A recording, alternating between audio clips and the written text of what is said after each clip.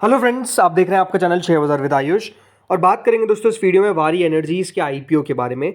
किसके बारे में? लिस्टिंग के बारे में। दोस्तों कल लिस्टिंग होने वाली है और लिस्टिंग की स्ट्रैटेजी क्या रहने वाली है इस इशू के अंदर, इसी के बारे में दोस्तों हम इस वीडियो में डिटेल डिस्कशन करेंगे। तो आप लोग वीडियो को देखिएगा पूरा ज़रूर।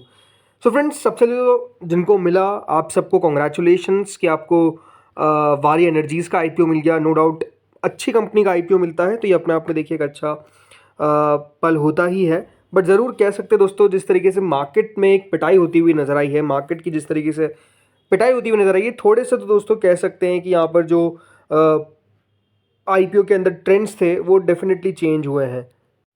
जिस तरीके की लिस्टिंग्स दोस्तों पहले हमको देखने को मिलती थी, राइट, जब मार्केट ओवरऑल स्टेबल रहते फिर अच्छे रहते, तो देखिए लिस्टिंग में आपको और चार चांद लगते हुए नजर आते हैं। बट जब दोस्तों बाजार खराब होता है तो उसका रिएक्शन ऑब्वियस सी बात है थोड़ा बहुत तो पड़ता हुआ नजर आएगा ही आएगा। तो ये सब चीज़ें हैं, लेकिन ज़रूर वारी एनर्जीज एक अपने आप में अच्छी कंपनी आपने देखा ही है। जिस तरीके से वारी रिन्यूएबल्स ने इन्वेस्टर्स का पैसा बनाया और जो वारी एनर्जीज भी काम कर रही है वो अपने आप में देखिए बढ़िया है। तो हम लिस्टिंग में हमेशा देखिए दो तीन चीज़ों का इंपॉर्टेंट बात करते हैं, तो शुरुआत उसी से करेंगे।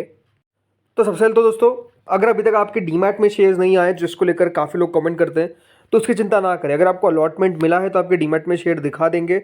अगर अभी नहीं दिखा रहे तो कल तो दिखाई देंगे, लिस्टिंग से पहले दिखा देंगे, उसकी चिंता ना करें। 10 रुपये की इसकी फेस वैल्यू है। अगर आपको शेयर मिला है तो 1503 का आपको एक शेयर मिला है। 9 शेयर्स मिलते हुए नजर आए आपको एक लॉट के अंदर। अगर आपको एचएनआई कैटेगरी में लगा है तो ऑब्वियसली बात है ज़्यादा शेयर्स मिलेंगे, बट रिटेल में 9 शेयर्स आपको एक लॉट में मिलते हुए नजर आएंगे। दोस्तों जब भी हम इशू को देखते हैं तो सबसे पहले एक चीज़ को देखते हैं लिस्टिंग के दिन कि कितना पैसा जो है वो हर एक कैटेगरी की तरफ से आया था। तो इस आईपीओ में दोस्तों मैसिव सब्सक्रिप्शन देखने को मिला। स्पेसिफिकली जिसकी हम बात करते हैं सबसे ज़्यादा क्यूआईबीज, तो क्यूआईबीज ने तो दोस्तों दिल खोल के पैसा लगाया, 215 गुना। याद रखिएगा क्यूआईबी ने इस इशू को सब्सक्राइब किया। करीबन 1,83,055 करोड़ रुपीज़ जो है वो हमको क्यूआईबीज की तरफ से आते हुए दिखे। इसके अलावा एचएनआई कैटेगरी 65 गुना दोस्तों इशू को सब्सक्राइब करती हुई नजर आई थी, जिसमें एचएनआईज ने ऑलमोस्ट 41,000 करोड़ रुपीज़ लगाए। और रिटेल में दोस्तों रिकॉर्ड एप्लीकेशंस मिली है। मतलब अब जितनी एप्लीकेशंस इस इशू में आई है, कितनी आई है कुल मिलाकर 97,34,503। इतनी दोस्तों एप्लीकेशन जो है वो रिटेल में कभी नहीं आई। मतलब देखिए कितने लोगों ने लगाया, 97 लाख भारत में रिटेल लोगों ने इतना पैसा लगाया। आप समझ सकते हैं कि कितना ज़्यादा रिटेल एप्लीकेशन आया।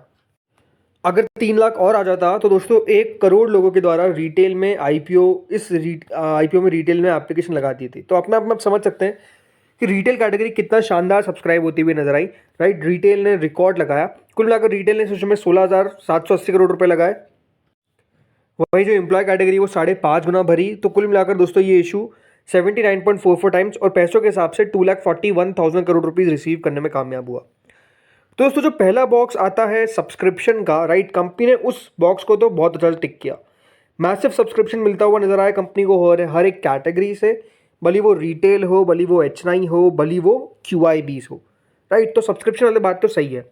सेकंड चीज़ पे आते हैं जो है दोस्तों कंपनी के फंडामेंटल्स या फिर फाइनेंशियल्स। सो फ्रेंड्स, जो कंपनी की वैल्यूएशंस है या फिर अभी सबसे पहले हम कंपनी के फाइनेंशियल्स पे बात करते हैं। 2022 में कंपनी का रेवेन्यू दोस्तों करीबन 2945 करोड़ का था। अगले साल 6860 करोड़ का हो गया और उसके अगले साल 11,000 करोड़ का हो गया।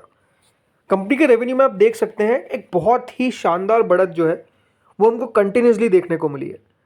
3,000 करोड़, 6,860 करोड़ और अब 11,000 करोड़। यानी रेवेन्यू के अंदर कंपनी ने ऑलमोस्ट दोस्तों, अगर 2023 से 2024 की बात करता हूँ तो क्लोज टू 70% की ग्रोथ दिखाई।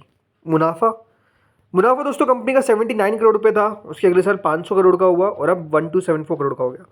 प्रॉफिटेबिलिटी कंपनी की पिछले एक साल के अंदर 154% से ज़्यादा बढ़ी है।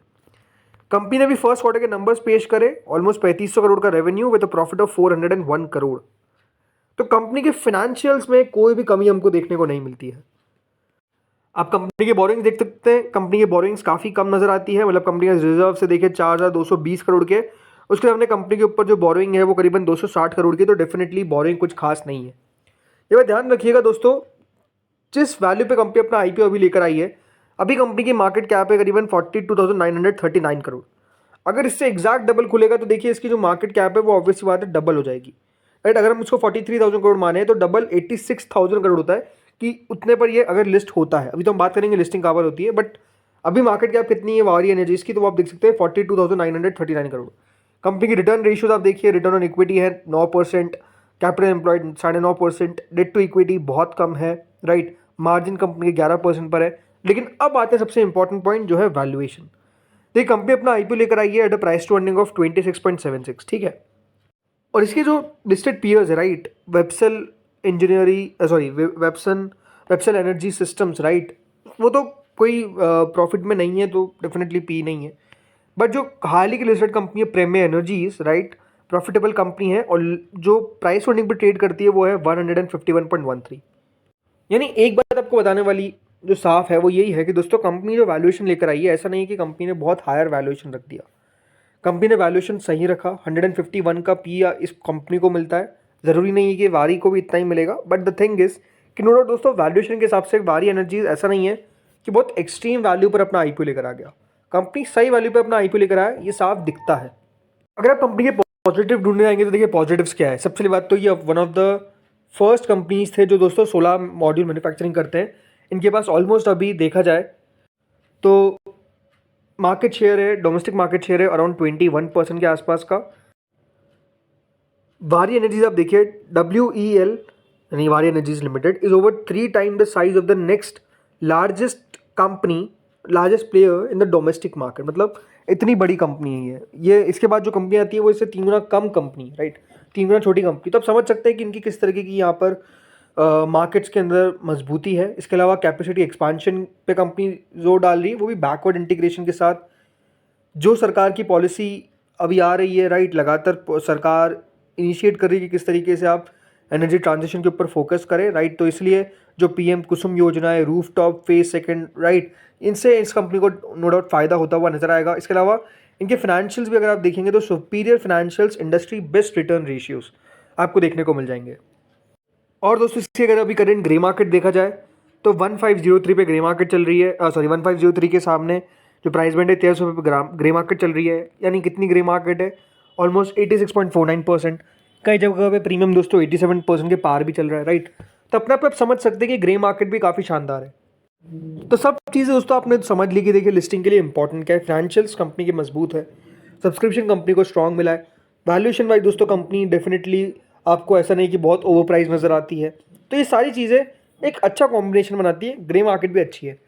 एक चीज़ दोस्तों जो कि लिस्टिंग पे दिक्कत डाल सकती है वो क्या है? वो है दोस्तों बाजार, दैट इज़ मार्केट। जिस तरीके से मार्केट्स में आपने दोस्तों अभी एक गिरावट देखी है और कल भी पता नहीं बाजार किस तरीके से रिएक्शन देगा।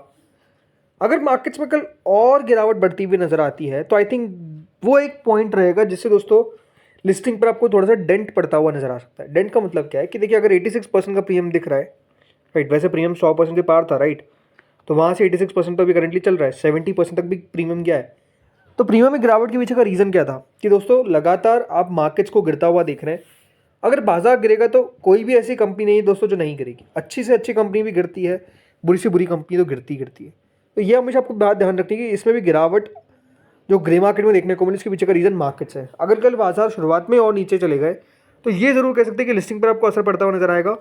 बहुत एडवर्स नहीं, बट थोड़ा ज़रूर पड़ता हुआ नजर आ सकता है। तो अब मेरी एक्सपेक्टेशन के लिस्टिंग की आपको बात बता देता हूँ। सो फ्रेंड्स, कहाँ पे लिस्टिंग हो सकती है मेरे हिसाब से?